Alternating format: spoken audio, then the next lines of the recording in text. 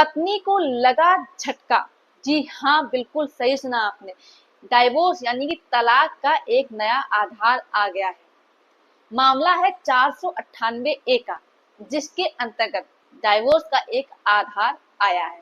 इसमें पत्नी 498 ए का केस करती है और 498 ए के केस करने की वजह से पत्नी कहीं की नहीं रहती है, यहाँ तक कि उसका ससुराल में रहने का अधिकार भी हो जाता है खत्म और पति को इससे फायदा होता है और उसे मिल जाता है डाइवोर्स।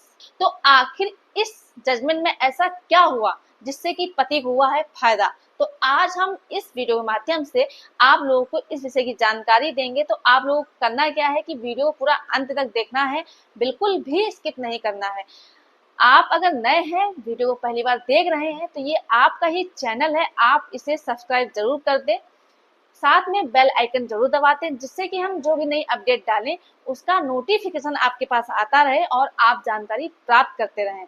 नमस्कार दोस्तों, मैं एडवोकेट दिव्या, आपका आपके इस यूट्यूब चैनल में स्वागत है। अगर आपके ऊपर 498 का केस चल रहा है या फिर आपकी पत्नी आपको धमकी दे रही है आपके ऊपर केस करने के लिए, तो ये वीडियो आप लोगों के लिए बहुत ही ज्यादा महत्वपूर्ण है। तो इस वीडियो को पूरा अंत तक देखना है और चैनल को सब्सक्राइब जरूर कर दें।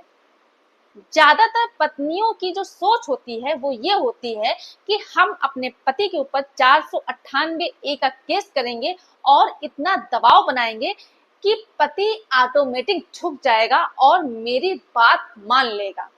और अगर पत्नी की तरफ से मोटी रकम की डिमांड है तो पति ज्यादा केस लंबा न चले, इन सब झंझटों से निपटने के लिए वो मोटी रकम भी दे देगा।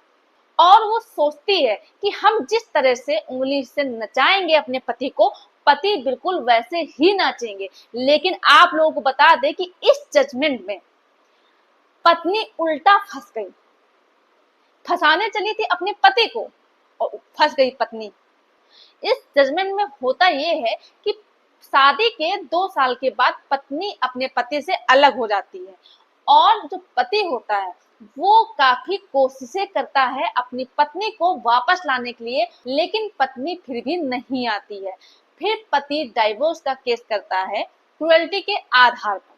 इसमें होता ये है कि जब पत्नी अलग हो जाती है तो पति उसको लाने का प्रयास करता है, लेकिन पत्नी नहीं आती है। फिर इसके बाद पति परेशान होता है और वो डाइवोर्स का केस फाइल करता है। जब पत्नी को इस चीज की जानकारी होती है कि उसके पति ने डाइवोर्स का केस फाइल किया है, तो वो क्या करती है कि सेक्शन 9 का प्रयोग करती है हिंदू मैरिज एक्ट का, और साथ में 498 का भी प्रयोग करती है। सेक्शन 9 के आधार पर वो ये कहती है कि मैं अपने पति के साथ रहना चाहती हूँ, लेकिन मेरा पति मुझे अपने साथ नहीं रखना चाहता है। और जो 498 का केस करती है उसके आधार पर ये बोलती है कि मेरा पति मुझसे दहेज की डिमांड करते थे, मेरे साथ अत्याचार करते थे और मुझे मार पीट करके घर से बाहर निकाल दिया। इसके बाद पति ने जहां डाइवोर्स का केस फाइल किया था वहां पर सारे वाद विवाद देखे जाते हैं कि आखिर कौन सा विवाद चल रहा है और पति के द्वारा कौन कौन से केस फाइल किए गए हैं पत्नी के अगेंस्ट, और पत्नी के द्वारा कौन कौन से केस फाइल किए गए हैं पति के अगेंस्ट। फिर फैमिली कोर्ट में ये चीज देखी जाती है कि जब पत्नी साथ में रहना चाहती है, सेक्शन 9 का प्रयोग किया है, तो आखिर पति साथ में क्यों नहीं रखना चाहता है। तो सारी चीजें देखने के बाद फैमिली कोर्ट को ये लगता है कि पत्नी साथ में रहना चाहती है लेकिन पति नहीं रखना चाहता है, जिसकी वजह से पत्नी ने तो सेक्शन 9 का प्रयोग किया है साथ में रहने के लिए और पति ने न रहने के लिए डाइवोर्स का केस किया है। तो इसमें पति की गलती देखी जाती है और पति के द्वारा किया गया डाइवोर्स केस खारिज कर दिया जाता है और पत्नी को सेक्शन 9 की डिग्री दे दी जाती है।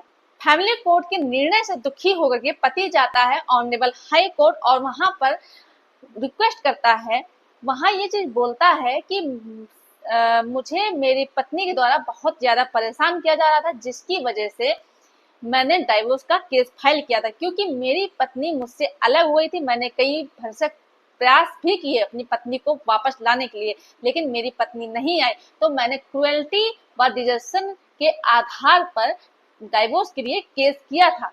लेकिन फैमिली कोर्ट के द्वारा मेरा डाइवोर्स का केस खारिज कर दिया गया, जबकि इसमें पत्नी की पूरी पूरी गलती दिख रही है।